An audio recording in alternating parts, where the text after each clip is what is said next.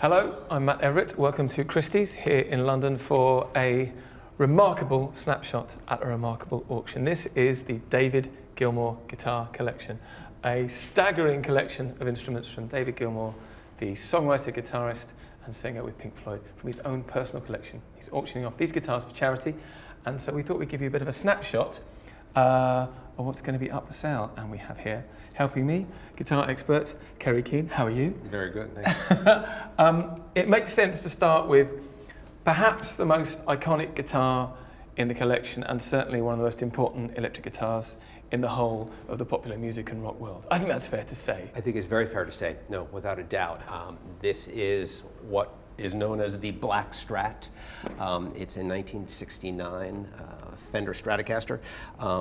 David Gilmour bought this in New York City in 1970 from Manny's, the famous Manny's music store on 48th Street, to replace a load of guitars that had been stolen while on that US tour in 1970. For 16 years, it has remained his primary performance platform through all its permutations of different repair work and changes and alterations in his desire to sort of fit his sound to that guitar. It's had no fewer than 6 different necks fitted in it over its lifetime. It is, yeah. It's just forever completely associated with him, isn't it? It truly is. And originally it had a white pickguard on it, and then at one point he put a black pickguard on it. Very unusual, especially for a black finish guitar, and that's when it got its name, the Black Strat. So let's have a bit of a look. There are, as we say, many, many instruments here. What's interesting for me especially is the kind of breadth of guitar history that's represented here. There is something for everyone from everywhere, isn't there? There is an embarrassment of riches here for a guitar specialist like myself. I mean, we're in a room right now that illustrates, I think, the whole development of the guitar in North America. We've got one of the earliest electric guitars ever produced, and that's the Rickenbacker. We've got guitars made in Brooklyn, New York by Fred Gretsch. We've got Leo Fender's early works from Fullerton, California. We have a guitar made in Linden, New Jersey by the Anthony Company. I mean, that kind of says it all. All right here. Okay, this is kind of been nicknamed the concert room because there's lots of guitars that have been played live, and we have this amazing footage of David playing in Pompeii. What should we look at now? Because there are some real rarities in this collection. There are certainly some rare rarities, and I think probably the most rarest example within this collection would be this, the 1957 Gretsch White Penguin. It's beautiful, isn't it? It is exquisite, and that white just sort of pops out against the gold inlay and gold plating. This was the top of the pinnacle for the Gretsch Company. It was the most ostentatious guitar that they made, and it built on, as you can see, on a Les Paul outline.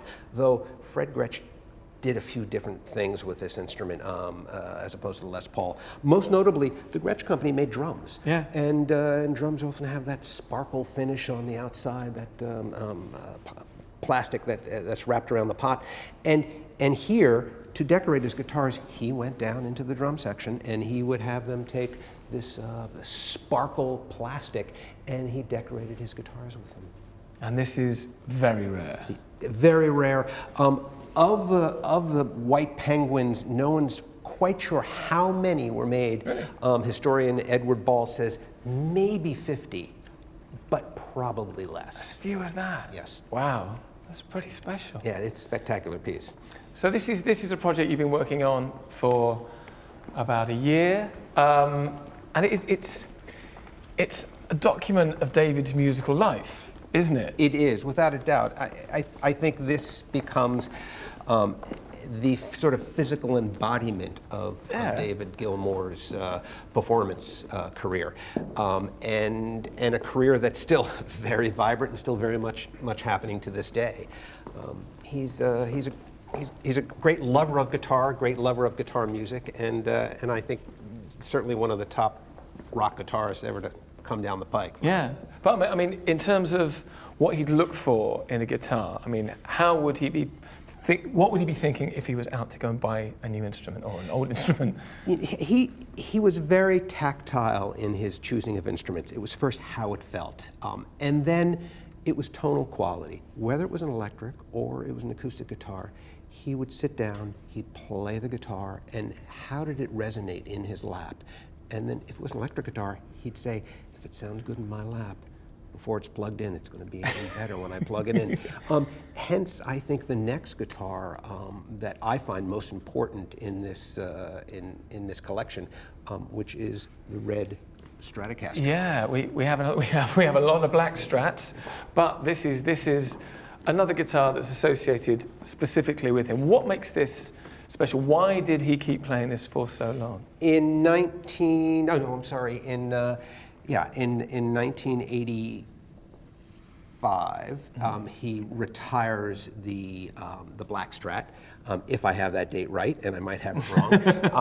But in 1984, he goes to the Fender warehouse, the UK Fender warehouse in Enfield, and has a great invitation to come in, look through guitars, and in 2 different visits, he sits down and he plays a numerous number of Stratocasters, and he picked out this one, along with a white one. And it's a 57V, V for vintage.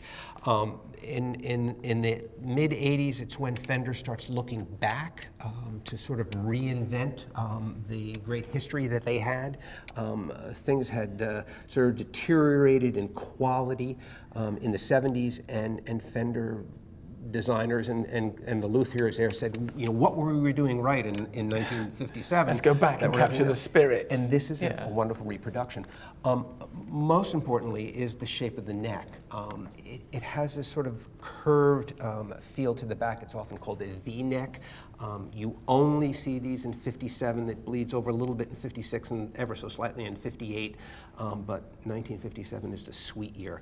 And that V-neck is what rock and roll guitarists love, without a doubt. And this guitar then became his primary performance instrument for the next 20 years. Wow.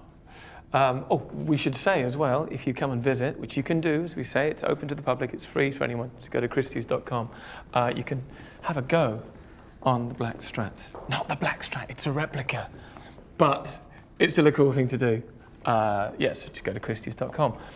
So all these amazing instruments, what was there anything specific that kind of surprised you, that was a little bit unexpected, that kind of came through your hands? Without a doubt. In my first visit, while going through looking at these instruments, I was handed this, a Vega 5-string banjo, and I was a little taken back that David Gilmour has a 5-string banjo, and I learned that he plays it.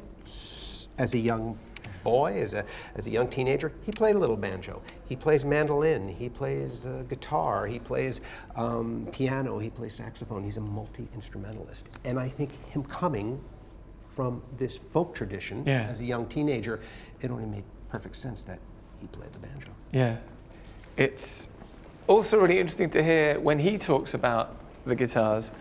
We get slightly breathless around some of these instruments, but for him, they're tools of the trade. They are objects to be used. True. They're not overly precious for him, and he has always remained with that messaging that this is an instrument, and musical instruments are, though we look at them as sculpture and we look at them as wonderful objects, he's the first one to say it doesn't come alive until it's handed into the hands of another artist. Yeah. Who fulfill its destiny. Yeah. I think that's very true with all musical instruments. Talking about sort of destiny and history, we've been talking a lot about Stratocasters. We have an instrument that has a mythology all of its own, does it not? Here, it does. This particular Fender Strat. What can you tell me about this?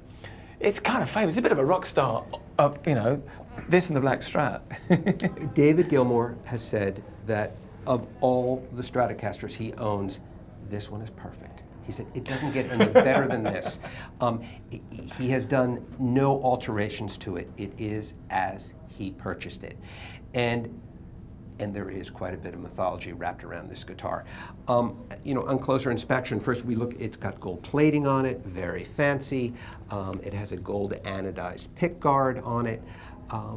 While we look at the backside of the guitar, and I'm just going to slide around you, it has a serial number that says 0001. Now, that might lead us to believe that it's the first Stratocaster. It's anything but. Right. We know that Leo Fender, in 1954, 1955, after the release of the Stratocaster, would make custom guitars, a number of them, place this serial number on them, and give them to those people who helped in the design of the Stratocaster, and musicians who helped bring it forward to the public. And it's our research that this is exactly the story with this guitar. It has had a lot of road wear on it. It's been played lovingly prior to David Gilmour owning it. And it has, you know, I see a guitar like this, I say, it's got a lot of mojo.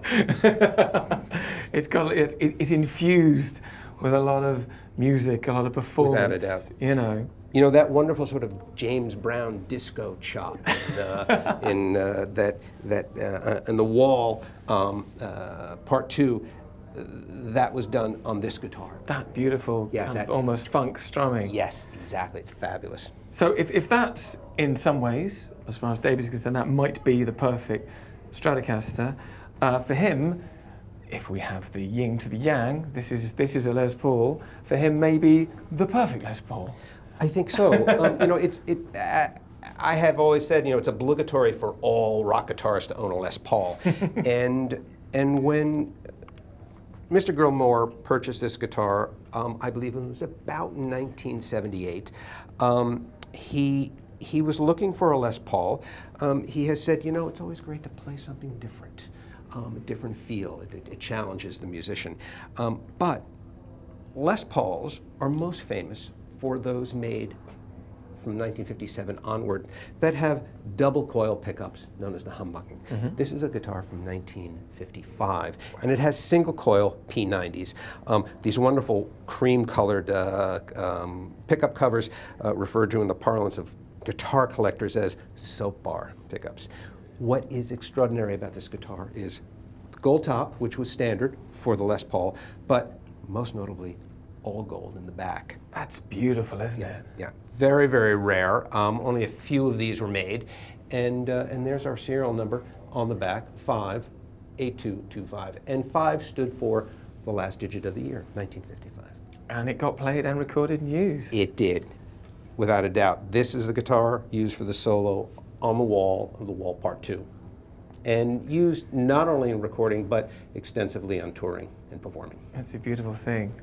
We did talk about, you mentioned David's love of folk and his past and his influences early on. And acoustic guitars are very well represented in this exhibition. They are, and it's not surprising, and I didn't know what to expect when I first was presented with looking at these guitars, but when I saw the acoustic guitars roll out, and then I learned a little bit more about his history as a young player, as a young teenager. He learned to play the guitar from Pete Seeger's How to Play the Guitar method. So he was a folkie at heart. And I think that brings a different timbre and different feel to his music. His heroes were Leadbelly, Pete Seeger, Woody Guthrie, the Everly Brothers, you know, early rock and roll with acoustic guitars. And in New York, in about 1972, they're starting a North American tour, and he needs a good acoustic guitar. He heads back to Manny's, where he'd been a year before, where he bought the black Strat, and he's about to walk in the door to buy himself a guitar, and a gentleman on the street says, hey, buddy, what are you looking for? And he says, I'd like to buy a guitar, thank you. And he said, well, I have one here. Opens up the case, on the street corner, 48th Street in the middle of Manhattan, and there is this D35. He says he gets down on his hands and knees, he strums it a few times, he plays it a bit. He said it was a phenomenal guitar, it's lovely. And he purchased it right there on the street and didn't get to darken the doors of Manny's music store. Again, important instrument for him. It was the primary acoustic guitar that he used for all his studio work. It was the guitar he did most of his compositions on. There are a multitude of photographs of him, be it in his flat or in a recording studio or in a sound booth. This guitar is always by him, and it is it's a phenomenal instrument. This is the guitar that Wish You Were Here was played on, which is arguably maybe one of the greatest acoustic guitar sounds ever committed to tape. That wonderful warm opening in that. Yeah, just terrific. Yeah. It's fantastic. That's just a snapshot of this incredible collection. As I've said a couple of times, I'll say it again, it is open to the public. It's free. Just go to christies.com for information on how you can see it. It's open in London until March the 31st. And then I believe it travels. The guitars go on holiday. Where are they going? It does. From here, they go to Los Angeles, where they'll be on exhibition in May. And from Los Angeles, we take them to New York. They go on exhibition in New York on the 14th of June, and the sale is on the 20th of June. It's wonderful stuff. Do check out the website. Come and see the exhibition if you can, because it's beautiful. And follow the hashtag Gilmour Guitars on Twitter. I'm sure there's going to be a lot of very excited people taking photos, so go and have a look at that. I just have to say thank you very much, Kerry. Thank you. Did you bring a flat pick with you? I'm not going to play. That would be a bad thing. It would be insulting. Enjoy the exhibition. Thanks very much.